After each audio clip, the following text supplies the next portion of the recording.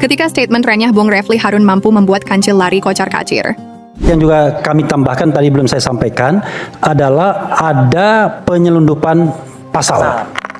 Jadi Bapak-bapak semua, Ibu-ibu semua, yang kami sampaikan kepada baik Kejaksaan Agung maupun Kejaksaan Tinggi, ada upaya penyidik untuk menyelundupkan pasal.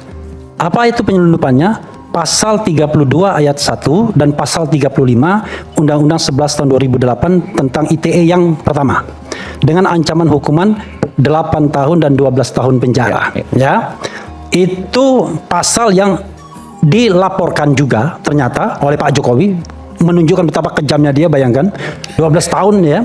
Kemudian pasal itu tidak sesuai dengan fakta dan peristiwa yang ada. Bahkan seorang ahli pidana yang diperiksa, ya, ahli pidana yang kami ajukan, dia tidak melihat laporan polisi yang menguraikan tentang adanya peristiwa yang bisa dikaitkan dengan pasal 32 ayat 1 dengan ancaman 8 tahun dan pasal 35 dengan ancaman hukuman 12 tahun.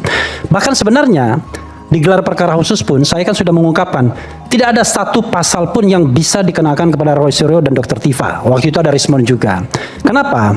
Kalau kita mau bicara hukum yang benar, ya, dokumen ijazah ini adalah dokumen publik berdasarkan pasal 18 ayat 2 Undang-Undang KIP dan sudah diperkuat dengan putusan yaitu Komisi Informasi, sehingga Bonatua dan lain sebagainya mendapatkan informasi tentang ijazah itu.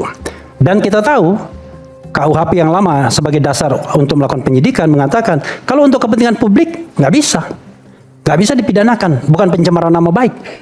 Lalu kemudian dikatakan fitnah. Fitnah itu kalau sudah dibuktikan memang itu benar.